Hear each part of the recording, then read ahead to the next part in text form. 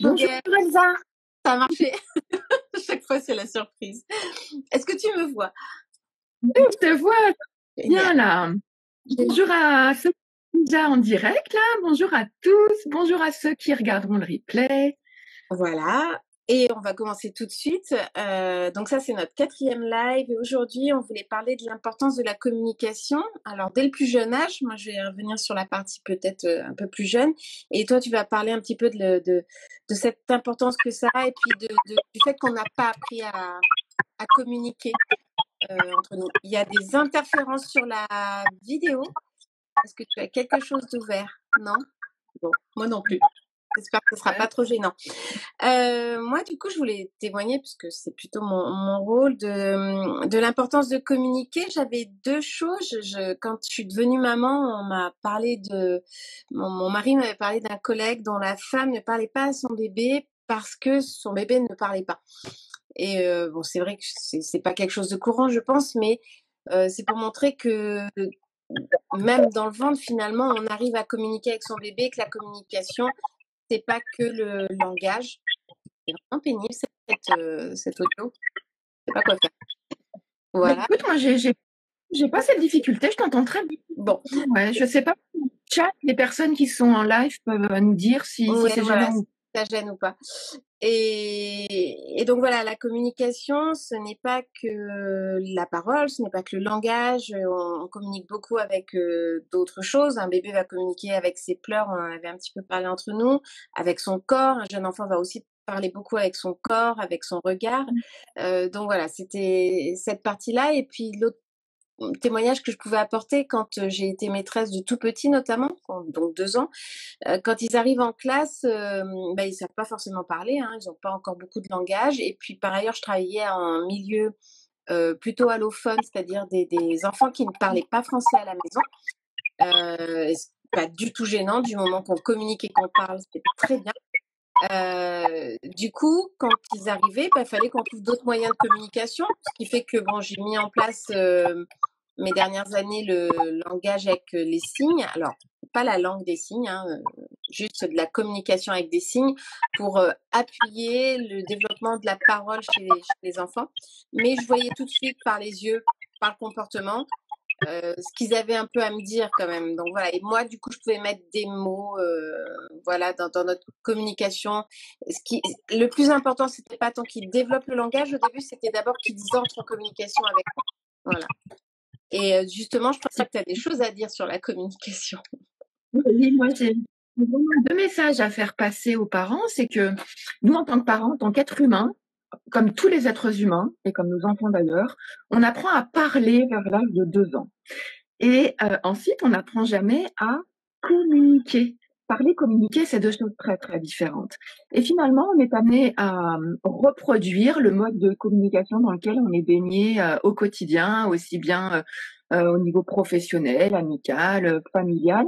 Et ce mode de communication, il est pollué parce que moi, j'appelle des saboteurs, c'est-à-dire des petites phrases d'apparence anodine qui créent des tensions et qui créent des relations qui prennent de l'énergie, en fait, des relations vraiment énergivores.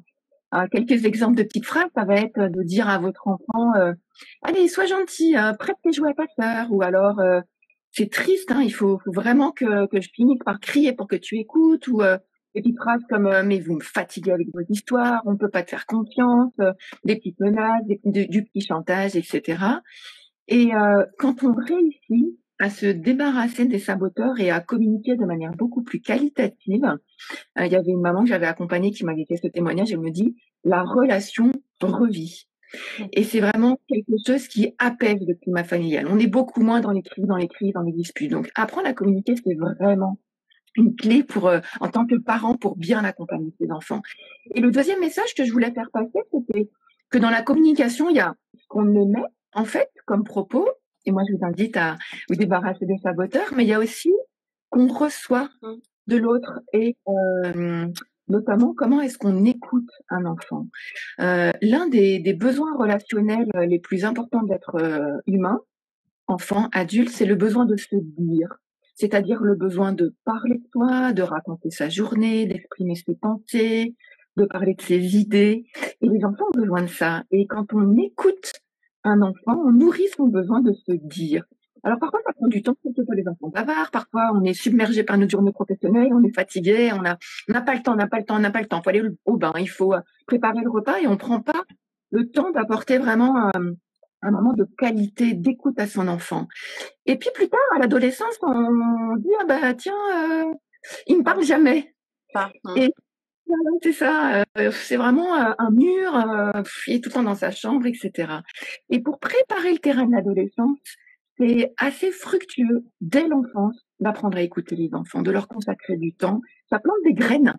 Ensuite, pour que adolescents, ils continuent à venir nous parler de leurs problèmes, de leur journée, et que ce soit naturel. Vraiment, c'est ce système de communication, ce que j'aimais, ce que je reçois, à entretenir pour tous les passages de la vie en tant que parent avec son enfant. C'est vraiment les 2 messages que je voulais faire passer. Et en plus, je pense que ça prend pas trop de temps. C'est quelques minutes à accorder, mais être pleinement présent au moment où on lui accorde cette attention et cette écoute.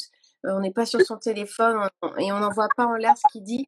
On reçoit bien ce qu'il dit et un jeune enfant peut le dire avec le corps aussi. Donc à nous un petit peu d'interpréter les signes parce que parfois c'est dur de mettre les mots ou ils n'ont pas les mots. Donc voilà, ça prend pas beaucoup de temps. Voilà, c'est pas la quantité mais la qualité. Voilà.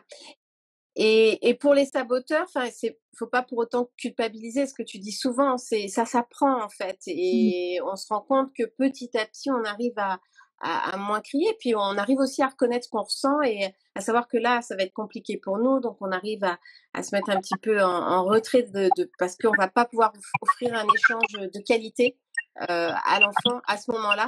Donc on peut lui dire tout simplement, je suis pas prête, je peux pas l'entendre et je reviens vers toi et on revient et on discute. Enfin voilà, c'est important aussi qu'il entende ça. Je sais pas ce que tu en penses. C'est ça. Ah mais complètement d'accord avec tes propos, c'est-à-dire qu'il faut avoir soi-même la disponibilité pour être à l'écoute de l'autre et pour communiquer de manière relationnelle. Et quand on l'a pas, il n'y a aucun problème sur le fait de ne pas l'avoir, mais il faut le dire. Dire là, je me sens absolument pas disponible pour avoir un échange de qualité avec toi, j'ai trop de choses à faire, mais par contre, prendre l'engagement de consacrer un petit temps le soir, par exemple, juste au moment de se coucher, d'accorder 5 minutes, allez, je suis disponible 100% pour toi pour échanger sur tous les sujets que tu as envie d'échanger. C'est sans forcer. Ça prend du temps des fois pour que l'enfant il se mette à parler. Je crois il y a ça aussi parce que j'avais beaucoup de parents qui me disaient moi il me dit rien, il me raconte pas sa journée. C'est aussi un de ses choix. Enfin voilà, et donc il faut peut-être aborder les choses par un autre moyen. Ouais. Après, effectivement, l'enfant n'a pas l'obligation de se confier. Il a le droit à ses petits secrets. Moi, je me souviens que mon fils aîné, il était petit, hein, peut-être il était en grande section ou CP. En rentrant de l'école, je lui dis alors, comment ça s'est passé à l'école? Raconte-moi ta journée. Et il m'avait pris de haut comme ça. Il m'avait dit, bah t'avais qu'à être là si tu veux savoir. Et c'est qu'il a le droit finalement de vivre sa journée. Et de pas me raconter, c'est OK. Et quelque part, j'ai compris que ma question était intrusive. Donc ensuite, il y a d'autres formulations pour inviter à se confier, voilà. Et voilà, c'est ça. Il faut pas être tout le temps dans la même formulation pour rentrer en contact, en communication avec son enfant. Et puis, il faut prendre les bons moments aussi. Voilà. Des fois, c'est une petite phrase qui déclenche. Pardon, excuse-moi, Elsa, je crois qu'on est décalé. Du coup, j'ai l'impression de te couper. Non. Mais ce qui est important, ce que tu veux dire, c'était que c'est pas de venir poser des questions à l'enfant pour qu'il parle, c'est que lui sache que s'il a envie de venir parler à son parent, il a 100% la possibilité de le faire et qu'il va avoir cette écoute de qualité. C'est ça qui est important, en fait. Ok, je sais pas si les personnes qui écoutent ont des questions, n'hésitez pas à les poser. Et j'en profite pour rappeler que du coup, tu accompagnes des parents à justement retrouver une relation saine, apaisée dans la communication avec leur enfant, et qu'il y a une formation disponible sur ton site, gratuite, et que tu peux aussi, on peut aussi s'inscrire pour un appel découvert. Je laisse Voilà, tout ça. Le Linktree de ma bio Instagram. Vous trouvez le lien vers la petite formation gratuite et puis pour un appel découverte si vous avez envie. Puis après, tout est sur le site lafabriquedesrelations.com, mais directement dans la bio d'Instagram, vous avez tous les liens. Voilà, on va pas vous prendre plus de temps pour celles et ceux qui sont là ou celles et ceux qui écoutent en replay. On se retrouve lundi prochain à 12h15. Et là, le thème, ce sera l'importance de se connaître soi-même et de travailler un petit peu sur soi finalement pour justement avoir cette disponibilité d'écoute et savoir reconnaître quels sont les moments où on va pouvoir accueillir la parole de l'enfant, etc. Et puis, ça fait beaucoup de bien. Moi, je le sais, de travailler sur soi pour après offrir une bonne qualité de relation à son enfant. Voilà. Ça. Toi-même pour être bien avec l'autre. Voilà.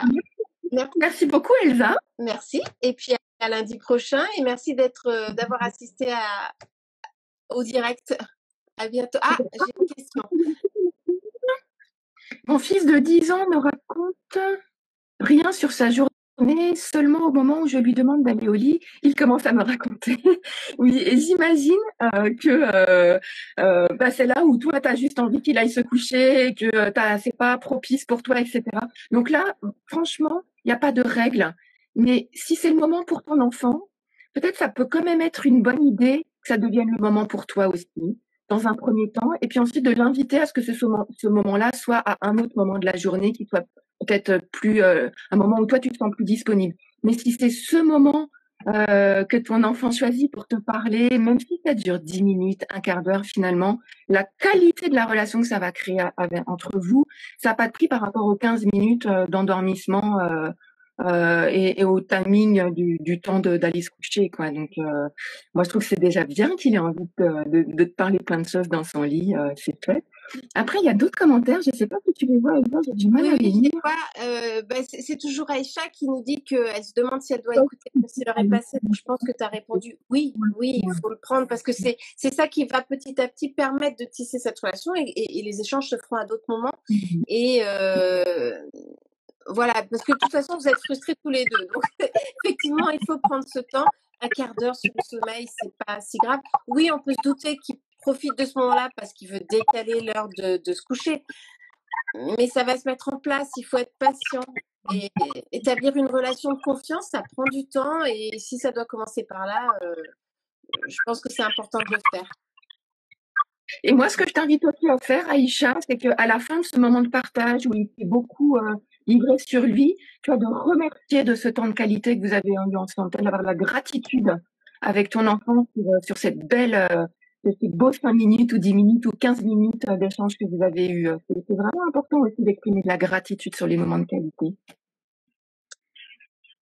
Merci en tous les cas d'avoir posé la question, Aïcha. Je ne sais pas s'il y en a d'autres, j'en ai pas vu passer d'autres.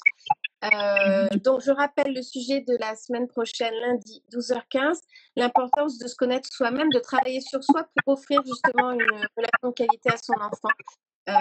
On vous dit à bientôt et d'ici là, n'hésitez pas à nous poser des questions sous les lives précédents ou pour le prochain. Voilà. C'est ça. Bonne journée. Merci beaucoup à tous. Bonne semaine. Au revoir. Au revoir.